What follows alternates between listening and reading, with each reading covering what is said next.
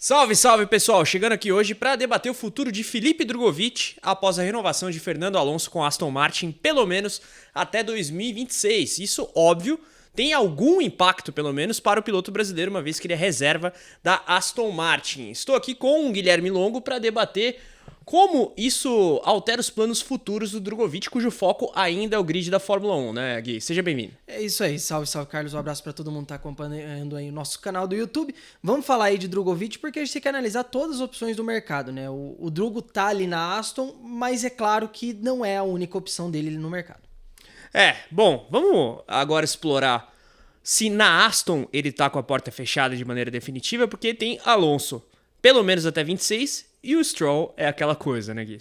Então, o Stroll é o grande problema, né? Porque, como você mesmo comentou, não lembro se foi no podcast, se foi no nosso reta final, a vaga do Drugo nunca foi a vaga do Alonso. A Aston Martin precisa de um piloto de ponta, um piloto que ajuda a desenvolver o carro, que vai trazer resultados. Então, o Drugo sempre foi candidato mais a essa vaga do Stroll, que é uma vaga... A própria Fórmula 1, né, quando faz atualizações de contrato, tal, coloca o Stroll como rolling, que significa em andamento final a ser determinado. O Stroll vai sair quando ele ficar de saco cheio, ou quando o Lawrence Stroll entender que realmente ele precisa de um segundo piloto para poder entregar resultados. Talvez a virada de chave ali para a Honda em 2026, quando o Stroll fala que agora a gente vai brigar por título, a gente quer ser uma equipe séria, seja o momento em que ele fala, filho, vai fazer alguma outra coisa, vai. Esse ponto de qual assento da Aston Martin o Drugovich poderia ambicionar, ele é interessante, né? Porque com a subida de patamar da equipe, saindo Vettel, entrando Alonso, eu sempre parti do pressuposto de que o assento que hoje é do Alonso e continuará sendo por mais alguns anos, ele seria de um piloto mais experiente, né? E aqui não é uma crítica ao Drugovich, é sim uma questão de perfil de piloto.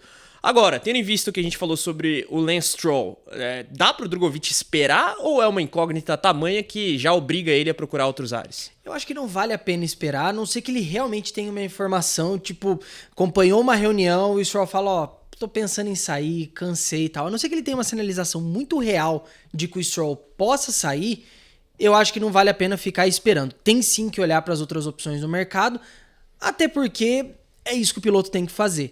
Do mesmo jeito que chefe de equipe, quando vai sondar o mercado, tem que sondar todo mundo, o piloto também tem que sondar todas as opções possíveis ali na mão dele. Agora vamos olhar um pouquinho sobre a questão dos contratos, né? Não tem como fugir disso. A gente tem na Red Bull o Verstappen sob contrato até 28, a situação do Pérez é indefinida, o Pérez tem como concorrente mora, eu diria, o Carlos Sainz hoje, então aparentemente não há margem para o Drugovich entrar, até por ser uma equipe de ponta e ele ser um rookie. Sim. Mercedes com o Russell até o fim de 2025, e aí Sainz também como concorrente, a vaga será deixada pelo Hamilton, Kimi Antonelli também, Alonso agora garantido na Aston deixa de ser um player para Mercedes e para Red Bull, Ferrari... McLaren com a dupla fechada, Ferrari com a dupla fechada. Então, o que temos ali do meio do pelotão, além da Aston Martin? Alpine, que tá mal das pernas? Então, essa é uma grande questão. 4 equipes a gente pode descartar já pro Drugovich, que são as 3 da ponta hoje. Aliás, as 4 da ponta, né? Porque a McLaren tá até à frente da Mercedes no Mundial. Sim. Então, Red Bull, Ferrari, Mercedes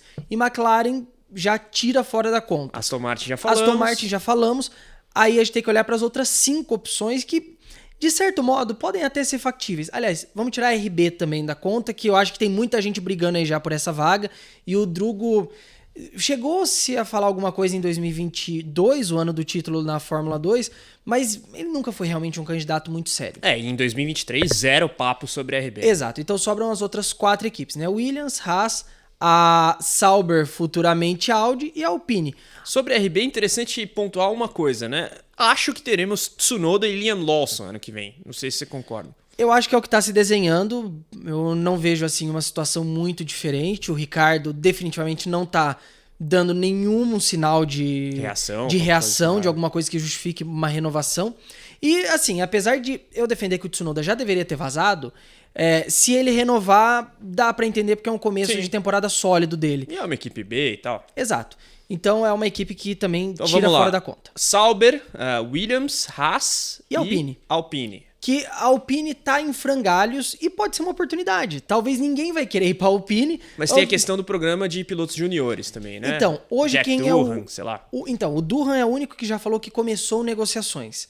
a gente não vê outros pilotos da academia, tipo o Victor Martins, falando que está negociando não sei o quê. Uma galera que ainda não está, aparentemente, prestando muita atenção no mercado, está mais focada nos seus programas de Fórmula 2, de Fórmula 3. Então talvez tenha uma oportunidade, mas caso os titulares... Ocon e Gasly resolvam abandonar o barco afundando. Então, eu ia pontuar justamente isso. Pierre Gasly e Esteban Ocon descontentes, são pilotos razoavelmente bem cotados, mas... para as equipes da frente, eu acho muito difícil que eles consigam algo, a não ser que aconteça algum caos, que o Antonelli, sei lá, tem algum problema, Sainz decide ir para Sauber, Audi, e aí o Ocon acaba indo para Mercedes. Agora, olhando para o fundo do pelotão, para eles valeria a pena trocar a Alpine por alguém?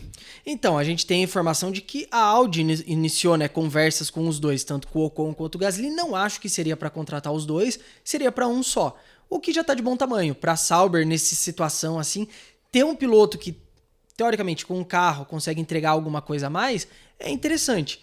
E aí ficaria uma vaga a ver, né? E não sei, talvez na situação a Alpine até perca os dois. Vai que o Ocon resolve fazer alguma coisa, vai para uma outra equipe, arrisca em outro lugar. É uma chance difícil a Alpine? Mas... É o difícil, mas não é impossível. Agora vamos focar nas duas que eu acho mais factíveis, que são Williams e a própria Sauber. A Haas eu não incluo na conta porque acho que pelo menos um dos dois atuais pilotos pode ser mantido. Sim. E o mais cotado para assumir a vaga de um dos dois, seja via assento do Hülkenberg ou do Magnussen, é o Oliver Behrmann Jr. da Ferrari. Ferrari que segue como fornecedora de unidades da Haas. Mas entre Williams e Sauber, a gente sabe que o Drugovich negociou por mais tempo com a Williams no ano passado, para a vaga que hoje é do Logan Sargent. A Sauber, até pela chegada da Audi, eu acho um pouco menos factível. Como é que você vê o Drugovich se insinuando para essas duas equipes, Gui? Eu acho que a Audi hoje, né, vamos colocar Sauber Audi já como um balaio só. E especialmente para 25, né? Porque Sim, se ele conseguisse algo para 24, ainda seria um período de transição. Agora... a Audi já comprou, né? Só não mudou o nome. já é a equipe, ela só não mudou, né? É até importante falar isso pra todo mundo. Por que ainda a Audi não, a Sauber não se chama Audi? Por uma questão de regulamento. E a Audi motor. entra em 2026 na Fórmula 1 como uma nova entrada em termos de motores. E se ela já coloca o nome na equipe, ela perde essas benesses, mais tempo de teste de dinamômetro, a Sim. chance de investir mais dinheiro na construção da infraestrutura. Basicamente Então, pra Audi, não vale a pena, né? não vale a pena. Seria muita dor de cabeça para pouco retorno, ainda mais na situação da Sauber hoje, que é uma equipe de fundo de grid. A Audi certamente não vai querer começar com uma equipe que hoje é a penúltima colocada no Mundial. Então, não vale a pena. Eu acho que a Williams é uma opção mais factível, porque, sejamos honestos, Sargent ter o contrato renovado no ano passado, não tem como explicar isso, a não ser a questão financeira. Então... não sei, em sã consciência, não consigo imaginar o Sargent ganhando um terceiro ano de Williams e aí o Drugo surge como um candidato. A gente tem que destacar, o Williams tem pilotos de academia, inclusive pilotos que estão hoje na Fórmula 2, tipo Franco Colapinto. Seriam candidatos, sim, mas com um acordo Colapinto, bom. Luke Browning, que mais? Também não tem... São os dois só hoje. Mas não deixam de ser concorrentes, né? Exato. Se o Sargent, do jeito que fez aquele final de temporada da Fórmula 2, conseguiu a vaga, né? Porque é importante lembrar, o Sargent, ele foi anunciado pela Williams com um asterisco. Ele tinha que conquistar a pontuação da superlicença para poder garantir a vaga. E ele consegue aos trancos e barrancos, porque ele entra na última etapa bem, ele tem uma última etapa na Fórmula 2 desastrosa e consegue na rabeira. Era a última posição que ele Sim. precisava ficar para conseguir os 40 pontos. O Sargent também acabou sendo privilegiado pela nacionalidade, né? É americano, os Sim. atuais donos da Williams são americanos também. Mas, do ponto de vista contratual, é importante lembrar, Alexander Albon tem vínculo em tese até o fim do ano que vem. E o Sargent, zero garantias. Mas, e eventualmente outros pilotos? Porque, vamos supor, se um Sérgio Pérez da vida é chutado pela Red Bull, ele não poderia fisgar uma vaguinha na Williams, por que eu tô fazendo essa provocação? Porque não só Pérez, como, sei lá, um Mick Schumacher da vida, pelo vínculo com a Mercedes, tudo bem que agora ele é piloto da Alpine no WEC, mas não é só a galera que tá chegando da base, tem outros interessados nesse assento da Williams, para além do Drugovich, né, Gui? Sim, a gente tem que olhar para esse pessoal. Você mencionou o Pérez, eu acho um caso interessante, porque eu não vejo o Pérez tendo uma queda dessa, indo da Red Bull para Williams. Eu acho mais factível falar assim, 2026 tem Audi, e ele assina com a Sauber.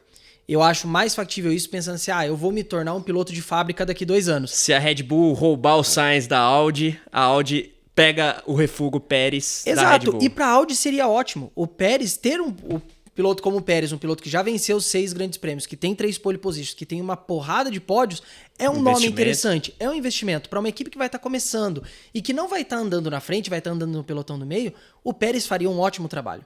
Então não acho que seria uma má ideia para a Audi colocar o Pérez aí para 2025. Isso é interessante sob duas perspectivas.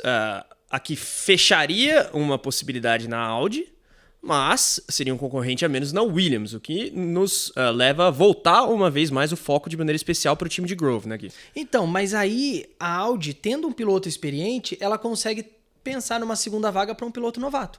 O que eu acho que aí tem uma chance interessante. É que a Audi Nico Hülkenberg seria esse piloto novato, por ser alemão? Fernando Alonso. Não, mas eu falo Hulk por causa da nacionalidade. Sim, a tem gente a sabe questão que esse do... interesse decorre do fato dele ser alemão. Sim, vamos lembrar que a Mercedes, quando entra na Fórmula 1 em 2010, ela tem 2 pilotos alemães, Sim. né? Nico Rosberg e Schumacher. Um pouco melhores do que o Hülkenberg. Sem dúvida nenhuma. Pelo menos. Mas eu acho que a Audi contratando o Pérez, ela já fica um pouco mais tranquila em relação ao segundo piloto, e aí ela consegue olhar. Porque eu acho que a Audi também tem esse interesse pelo piloto alemão? Tem, mas eu acho que seria até mais interessante ter um piloto jovem que ela possa projetar, ajudar a crescer, e aí talvez o Drugovich seja uma proposta interessante, porque vamos lembrar, a Sauber tem um nome ali dentro, Theo Pourchaire, mas é o cara que perdeu o título da Fórmula 2 em 2022 para o Drugovich. E temos o Mick Schumacher também, né? Não é uma carta fora do baralho, embora eu veja o Mick Schumacher mais frio no mercado do que nunca hoje. Sim, a gente não vê o nome dele surgindo em rumores de nenhum tipo de negociação. Tanto que quando ele é contratado pela Alpine no WEC, uma coisa que falam ele vai ganhar algum teste com a Alpine na Fórmula 1? A Alpine é categórica. Não. Agora, olhando para outros brasileiros próximos da Fórmula 1, basicamente Gabriel Bortoleto. Acho que ainda é muito cedo para conjecturar qualquer coisa para o Júnior da McLaren, né? Ele tem essa associação, mas muito chão pela frente na Fórmula 2, né? Sim, 3 etapas só, e o Bortoleto veio aí de 2 etapas muito complicadas, inclusive a última, zerando nas 2 corridas por problemas com o carro, por batidas que ele não teve culpa. Então o Bortoleto primeiro precisa... pegar a mão na Fórmula 2. Pegar a mão, se solidificar a posição dele na categoria, porque ele começa muito bem, ele faz a pole position na primeira etapa, né, herda depois que o Kushmaini é desclassificado do quali, mas ele tem uma boa performance, ele consegue, ele surpreende todo mundo do mesmo jeito que ele surpreendeu na primeira etapa da Fórmula 3. Só que a Fórmula 2 é mais casca grossa, então o Bortoleto precisa desse tempo, precisa se consolidar ali dentro para depois falar assim, opa, eu quero entrar nessa briga também. Porque de nada adianta a gente querer que o brasileiro entre logo só por entrar, não tá pronto e depois queima ele. Galera, queremos saber agora a sua opinião. Fim da linha para Drugovich, tendo em vista a pretensão de subir a Fórmula 1. Comentem aqui. Não se esqueçam da curtida e, claro, se inscrevam, ativem as notificações. Cogitem também ser assinantes do nosso clube de membros. Cliquem em Seja Membro logo abaixo aqui do player para conferir os nossos pacotes de conteúdos que incluem lives, vídeos, enfim, atrações exclusivas com o Rico Penteado, ex-chefe de motores da Renault na Fórmula 1 para os assinantes nível hard. A gente se vê na próxima. Tchau, tchau. Valeu!